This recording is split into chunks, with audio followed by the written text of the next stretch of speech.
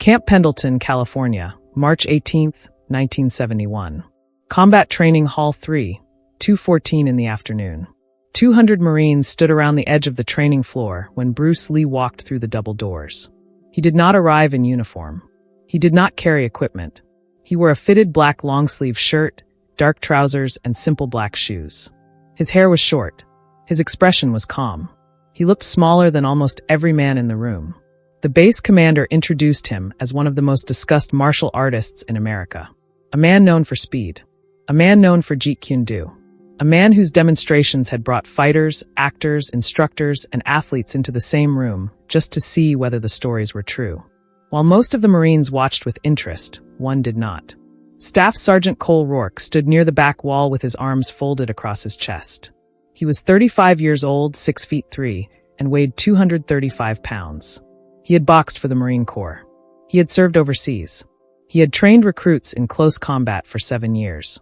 Nobody on the base had beaten him in a full-contact sparring round in more than 4 years. The men called him Iron Rourke. Not because he was impossible to hurt, because he never admitted when something hurt.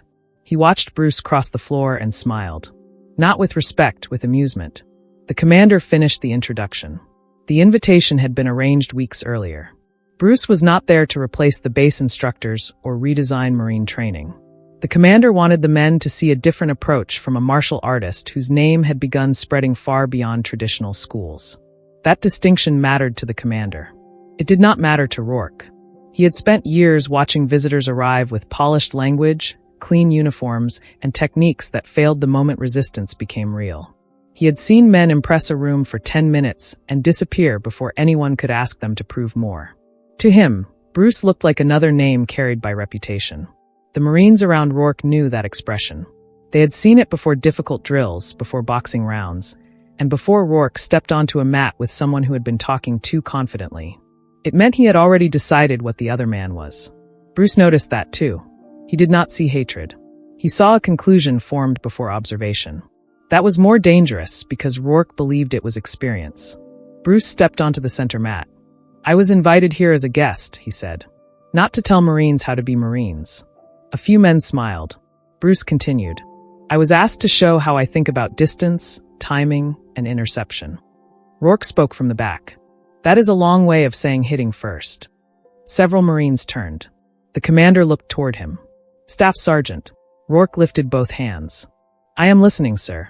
Bruce looked at him. Rourke's smile remained. Bruce turned back to the group. "Sometimes hitting first is the answer."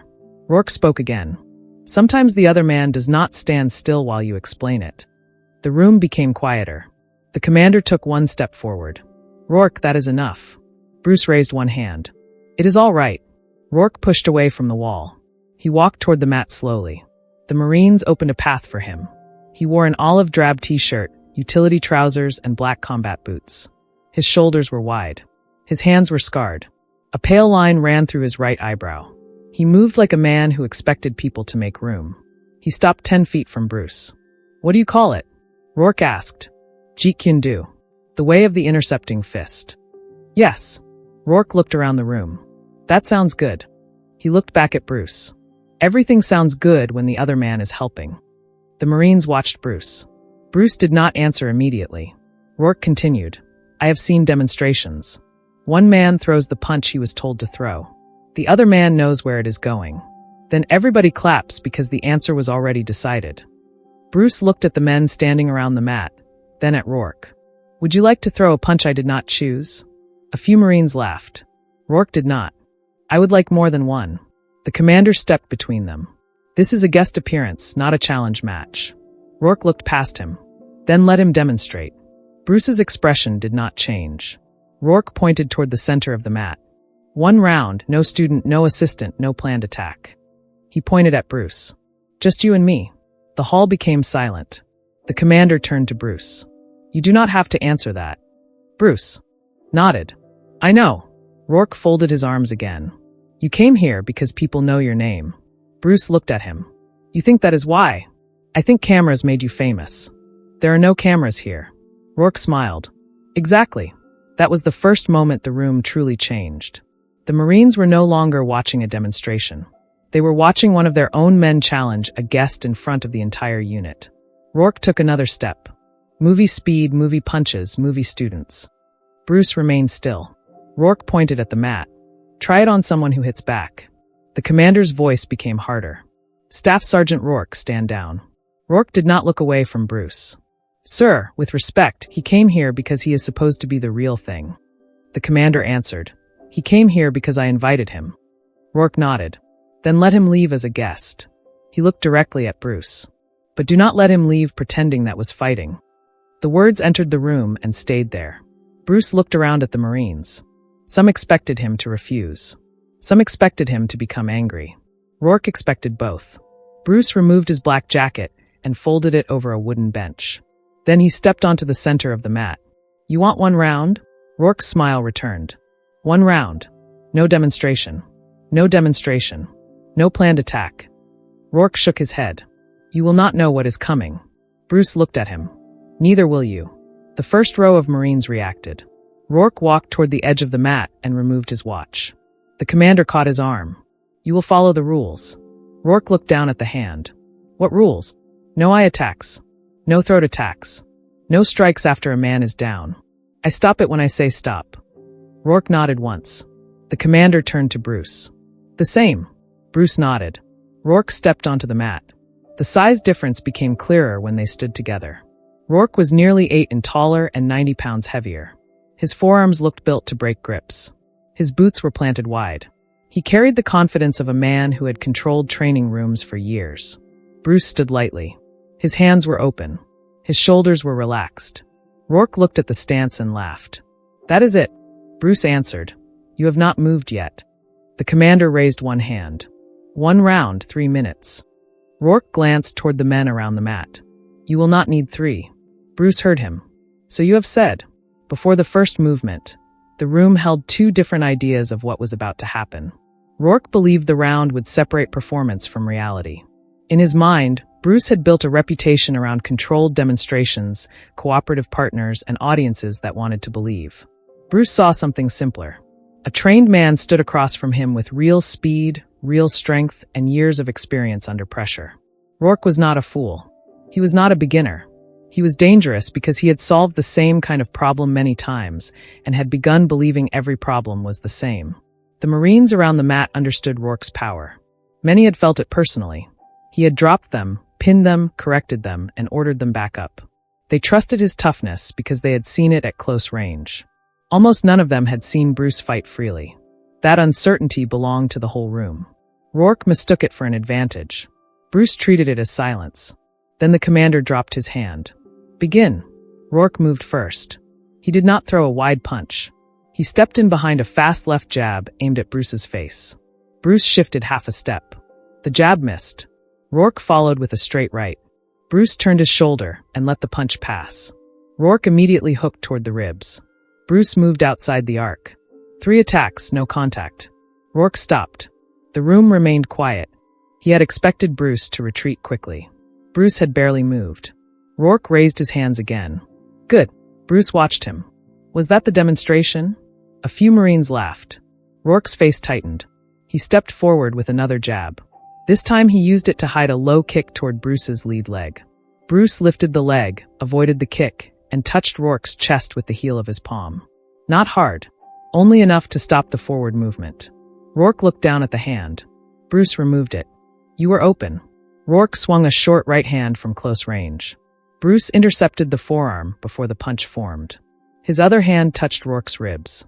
Then Bruce moved away. The exchange took less than a second. Several Marines leaned forward. Rourke turned. Touching is not fighting. Bruce answered. You asked me to intercept. Rourke rushed. He threw a left toward the head, a right toward the body, and stepped in to grab. Bruce avoided the first, redirected the second, but Rourke's left arm closed around his shoulder.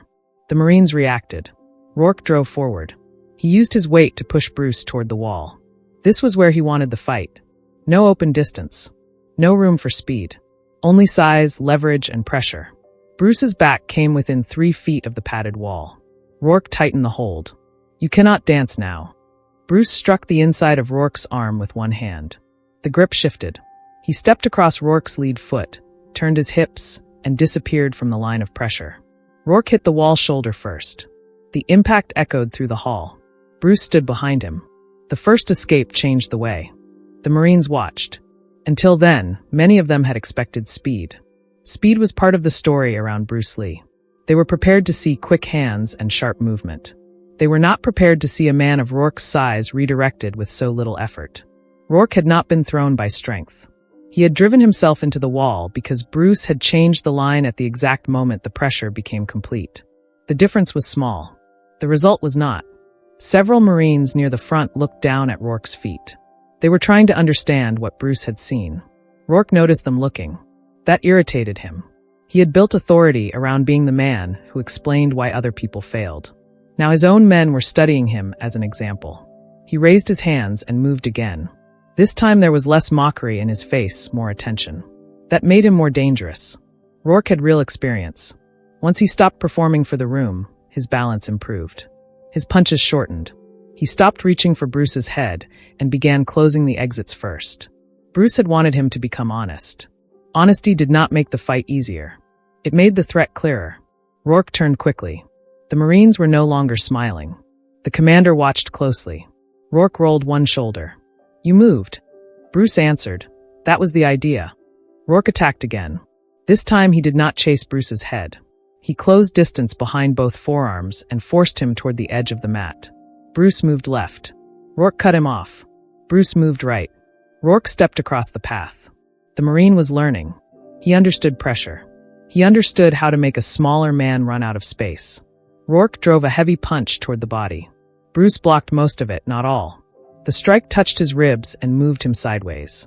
The Marines shouted. Rourke smiled. "There!" Bruce touched the place once. Rourke advanced. That is what happens when the other man hits back. Bruce looked at him. "You landed part of one." Rourke's smile disappeared. He attacked with more force. A jab, a right hand, a hook. Bruce moved through the spaces between them. The jab missed by an inch. The right passed over his shoulder. The hook struck Bruce's raised forearm. Rourke used the contact to grab. His hands closed around Bruce's upper arms. He lifted. Bruce's shoes left the mat. Rourke carried him 2 steps and drove him toward the padded wall. The crowd of Marines shouted. Rourke pinned Bruce with his body. Now the size difference mattered completely. Bruce's arms were trapped, his back pressed against the wall. Rourke leaned close. No room. Bruce looked down. Rourke's feet were planted wide, too wide. Bruce lowered his weight, turned one shoulder, and struck the inside of Rourke's thigh with his knee. The Marine's base shifted. Bruce struck the ribs with a short palm, then the chest. Rourke's grip loosened. Bruce dropped to the floor. Before Rourke could close again, Bruce stepped behind the lead foot and turned. Rourke lost balance. He went down onto one hand and one knee. The room exploded. Rourke stayed there for 1 second. Then he stood. His face had changed. The fight was no longer a test of Jeet Kune Do. It was now a test of his authority. Every Marine in the room had seen him forced to one knee. Rourke looked at Bruce. "You think that counts?" Bruce answered. "You went down." Rourke charged. The commander shouted, "Control it." Rourke did not hear him. He threw the right hand with full power. Bruce moved outside and struck the body. Rourke turned with the left. Bruce ducked and kicked the front thigh. Rourke's legs stiffened. He swung again. Bruce stepped in before the punch opened. One hand stopped the biceps. The other struck the chest.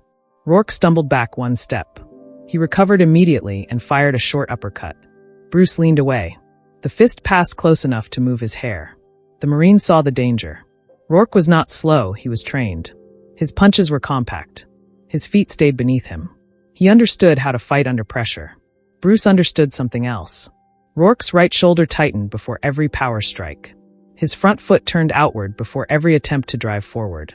When his pride was touched, he stopped protecting the body. Bruce began working there. A short kick to the thigh, a straight hand to the chest, a compact strike beneath the ribs. Then he moved. Rourke chased. Bruce stopped him with a kick to the hip. Rourke forced through it. Bruce hit the body again. Rourke grabbed at the shirt. Bruce slipped free. The Marines started reacting to every movement. Some shouted for Rourke. More began shouting for Bruce. Rourke heard it. That made him reckless. He stepped forward and slapped his own chest. "Stand here." Bruce remained where he was. Rourke pointed at the floor between them. "No running. No tricks. Stand here and fight. Bruce looked at the marked spot, then at Rourke. You want me where you are strongest. Rourke smiled. Afraid? No. Bruce stepped onto the spot. The room became silent. Rourke moved in. He threw the left jab. Bruce redirected it. The right followed. Bruce slipped inside. Rourke tried to close both arms around him. Bruce struck the ribs twice. Rourke's elbows dropped. Bruce hit the center of the chest. The Marine staggered. Bruce did not move away. Rourke threw a hook from close range. Bruce intercepted it at the forearm. He struck beneath the chin with the heel of his hand. Rourke's head snapped back. Bruce kicked behind the lead knee. Rourke dropped to one knee again. This time the room did not explode immediately. It went silent. The strongest man in the unit was kneeling in front of the guest he had mocked. Bruce stood close enough to strike. He did not. Rourke looked up. Bruce stepped back. Get up. Rourke's eyes hardened. He rose. The commander moved closer. That is enough. Rourke raised one hand. No. He looked at Bruce. He has not finished anything. Bruce answered. You are the one asking to continue. Rourke breathed through his mouth. His chest rose quickly. A dark mark had begun forming along one side of his ribs. He looked at the Marines around the mat. Men he had trained, men he had corrected, men he had thrown to the floor and ordered back up. They were watching him wait for permission to continue. Rourke could not accept that. One more exchange, he said. The commander shook his head. The round is still running. Rourke looked toward the clock. Only 1 minute and 20 seconds had passed. He had believed the challenge would last less than 30. Bruce had already put him down twice. Rourke raised his hands. Bruce waited. This time Rourke did not rush. He circled. He tested the distance with the left. Bruce did not bite. Rourke stepped outside Bruce's lead foot. He used a feint toward the body and drove the right toward the head. Bruce moved just enough. The punch grazed his temple. A sound moved through the room. Rourke followed with a shoulder and forced Bruce backward. He trapped one arm and tried to turn behind him. Bruce shifted, but Rourke maintained the grip. The Marine locked both hands around Bruce's waist from the side. He lifted. Bruce's feet left the floor again. Rourke turned toward the mat. He intended to throw him hard enough to end the discussion. The commander moved forward. Bruce hooked one leg around Rourke's knee. He struck the side of the neck with an open palm. Rourke's grip weakened. Bruce shifted his weight. Both men fell. Rourke hit first. Bruce rolled free. The impact echoed through the building. Rourke tried to rise immediately. His right leg failed. He caught himself with one hand. Bruce stood several feet away. Rourke looked at the leg, then at Bruce. The humiliation reached him before the pain. He forced himself upright. The Marines had become completely quiet. Rourke's face was red. His breathing was heavy. Bruce's black shirt was stretched at one shoulder. A red mark showed near his temple. He was breathing harder now, too. The fight had not been effortless. That mattered. Rourke was dangerous. He had touched Bruce. He had lifted him twice. One successful throw could have changed everything. But he had not controlled a single full exchange. Every time he believed he had Bruce trapped, Bruce had used the trap against him. Rourke raised his fist again. The commander stepped onto the mat. Staff Sergeant, stop. Rourke looked at him. Sir, that is an order. Rourke's jaw tightened. Then Bruce spoke. Let him finish. The commander turned. Bruce watched Rourke. He asked for one round. Rourke nodded. The commander stepped back slowly. One more uncontrolled strike and I stop it. Rourke did not answer. Bruce lowered his hand slightly. Rourke saw it as an opening. He moved. A fast jab. Bruce slipped. A hard right. Bruce moved outside. Rourke kicked toward the thigh. Bruce lifted the leg. Rourke followed with a left hook. Bruce blocked. The Marine pressed forward behind the contact and finally drove Bruce against the padded wall. This time he did not reach for a wide grip. He used one forearm across Bruce's chest and struck short with the other hand. The first punch hit the body. The second touched the shoulder. The third never formed. Bruce trapped the wrist. He turned the elbow. Rourke's posture broke. Bruce stepped away from the wall and pulled Rourke forward. The Marine stumbled. Bruce struck the body. Then the thigh. Then the chest. Rourke backed away for the first time. The Marines saw it. Rourke saw them seeing it. He roared and rushed again. Bruce intercepted him with a sidekick to the center of the body. The impact stopped Rourke completely. His boots slid backward across the mat. The room erupted. Rourke bent slightly and tried to breathe. Bruce remained in front of him. You called it a trick. Rourke straightened. "You have not beaten me." Bruce looked at the clock. 1 minute left. Rourke's best sequence came after he stopped trying to prove that Bruce was a fraud. He stepped into range behind the jab and did not overextend. Bruce moved outside, but Rourke had already placed the lead foot across the escape. The right hand drove toward the body. Bruce blocked. The impact still moved him. Rourke followed with a shoulder and forced him backward. The Marines reacted. For the first time, Rourke did not chase the reaction. He kept the elbows close and moved with patience. A short left touched the ribs. A forearm blocked Bruce from turning out. The wall came closer. Bruce watched the change. Rourke was finally using what he actually knew instead of what his pride demanded. The next exchange became the most dangerous of the round. Rourke pinned one side with his shoulder and attacked the body with compact punches. Bruce absorbed one on the arm and another across the ribs. The third strike almost reached the jaw. Bruce moved inside the punch before it completed. His forehead came close to Rourke's chest. One hand controlled the attacking arm. The other struck beneath the ribs. Rourke tightened his stance. Bruce hit the same point again. The Marine's breath broke. Bruce turned beneath the shoulder and escaped. Rourke followed immediately. No anger. No shout. Just pressure. Bruce kicked the thigh. Rourke accepted it and kept moving. Bruce struck the chest. Rourke gave one step and returned. For several seconds, neither man controlled the entire exchange. The Marine saw something important. Rourke had not become harmless simply because his certainty was wrong. He remained disciplined, strong, and capable of ending the round. Bruce's advantage was not that the Marine had no answers. It was that Bruce continued seeing the questions sooner. Rourke wiped sweat from his mouth. Then use it. He stepped forward more carefully. For the first time, he respected the distance. He kept the elbows closer. He did not overreach. The Marines could see him adjusting. Bruce could too. Rourke jabbed toward the chest. Bruce parried. The right followed lower. Bruce turned. Rourke did not chase. He stepped across the escape and fired the left hook. Bruce blocked, but the force moved him. Rourke hit the body. The punch landed clean enough to make Bruce exhale. Several Marines shouted. Rourke pressed. A short right toward the jaw. Bruce leaned back. The fist missed. Rourke drove the shoulder into him and forced him toward the center. The Marine had found his best moment. He was no longer fighting the insult. He was fighting the man. Bruce recognized the change. He also recognized how late it had come.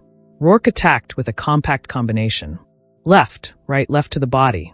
Bruce redirected the first, slipped the second. The third touched the ribs. Rourke stepped in to grab. Bruce struck the arm, then the body. Rourke kept coming. Bruce kicked the front thigh. Rourke ignored it. He swung the right. Bruce intercepted at the biceps and hit the chest. Rourke staggered, but remained standing. He answered with a short left that grazed Bruce's shoulder. The Marines were shouting for both men now.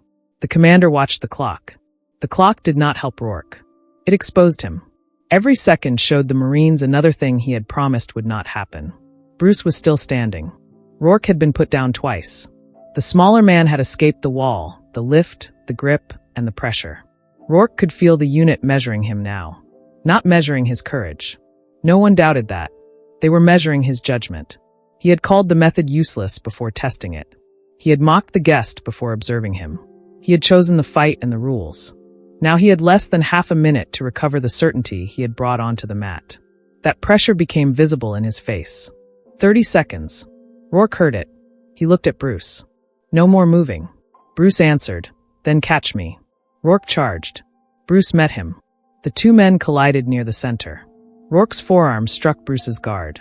Bruce's palm hit the chest. Rourke grabbed the shirt. Bruce struck the ribs. Rourke pulled him close. Bruce hit the body again. Rourke's grip weakened. Bruce turned outside. Rourke caught one arm and tried to drag him back. Bruce stepped with the pull. He struck beneath the jaw. Rourke's head lifted. Bruce hooked behind the knee. Rourke fell onto one hand. He pushed up immediately. Bruce waited. The Marines had stopped shouting. 20 seconds. Rourke stood. His legs shook. He looked at the men around the mat, then at Bruce. He understood that the round was almost over. If he allowed the clock to end it, he could tell himself he had survived. That was not enough. He needed one final attack. He needed one clean moment that could erase everything before it. Rourke drew a breath. Bruce watched the right shoulder tighten. The front foot turned outward. The same signs, the same attack. Only slower now. Rourke rushed. He threw the jab. Bruce brushed it aside. The right hand followed with everything left behind it. Bruce slipped outside. He struck the body. Rourke folded slightly. Bruce hit the center of the chest. Rourke stepped back. Bruce kicked behind the damaged knee. Rourke dropped. But he caught himself and forced his body upward again. The Marines gasped. Rourke roared and threw one last hook. Bruce entered before the arm wound. His forearm stopped the biceps. His palm struck beneath the chin. His foot swept the lead leg. Rourke lost balance completely. He hit the mat on his back. The impact shook dust from the edge of the training floor. The commander raised one hand. Stop. Bruce stopped, tried to sit up. His arms moved. His body did not. He turned onto one side. One knee came beneath him. He tried to stand. The leg failed. The entire unit watched. The same man who had called Jeet Kune do a trick was now on one knee, unable to rise in front of the Marines he trained. Bruce stood several feet away. He did not celebrate. He did not smile. He did not turn toward the crowd. He waited. Rourke tried again. His hand pressed against the mat. His legs shook. He reached a crouch and fell back to one knee. The silence became heavier. Bruce looked at him. You wanted someone who fights back. Rourke breathed hard. Bruce took one step closer. Now get up. The word struck harder than an insult. Rourke looked around the room. Every face was turned toward him. He placed one boot flat, then the other. He forced himself upright. He stood unsteadily. When Rourke finally stood after the last fall, he looked older than he had 3 minutes earlier. Not weaker, older. The round had removed the expression of a man certain that experience had already given him every answer. He looked at the Marines nearest the mat. Some had trained under him for years. None were laughing. That made the admission possible. He understood that another excuse would damage him more than the defeat itself. The men had seen the full round. They had seen his best moments, his mistakes, and the final attack. He could not protect his authority by pretending nothing had happened. Real authority now required the one thing he had refused at the beginning. Observation without pride. Bruce gave him the space to choose. He did not demand an apology. He did not tell the Marines what to think. He simply waited until Rourke could stand and speak for himself. That restraint made the moment harder. Rourke could not blame humiliation on cruelty. Bruce had given him no insult to fight, only the result. The commander remained ready to step in. Rourke looked at Bruce. His chest rose and fell. A mark had darkened along his ribs. Sweat ran through the scar in his eyebrow. His pride had survived punches before. It had survived throws. It had survived pain. It had never survived being wrong in front of 200 men. Rourke lowered his hands. That was not a demonstration. Bruce waited. Rourke swallowed. I was wrong. No one moved. Bruce looked at him. You were certain. Rourke's jaw tightened. Bruce finished. That is worse. The room remained silent for another second. Then the commander stepped between them. The round is over. Bruce nodded. Rourke did not. He kept looking at Bruce. Not with friendship, not yet. But the mockery was gone. The commander turned toward the unit. Back in formation. The Marines moved slowly at first, then in lines. The room returned to order, but it did not return to what it had been. Before the round, Rourke's authority had filled the hall. Men listened because he had experience, rank, and a record none of them had challenged successfully. After the round, the authority remained, but the myth around it had changed. The Marines had seen him adapt. They had seen him land. They had also seen him become angry, overcommit, and refuse information that did not match what he believed. That made the lesson larger than the fight. A man could be brave and still be wrong. A man could be trained and still become trapped by his own certainty.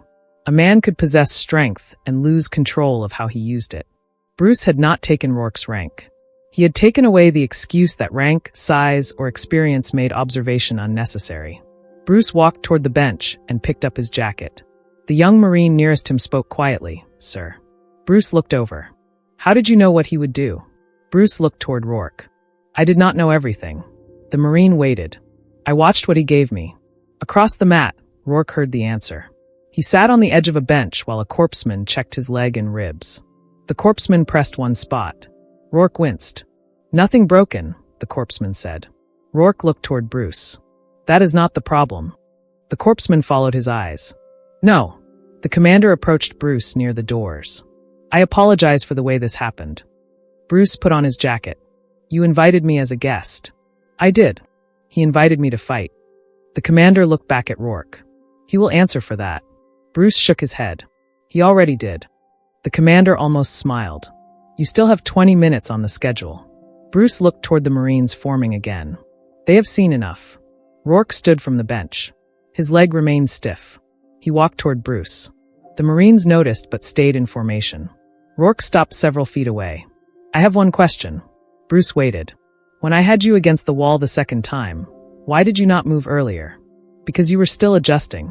Rourke frowned. You let me improve. No. Bruce looked at his feet.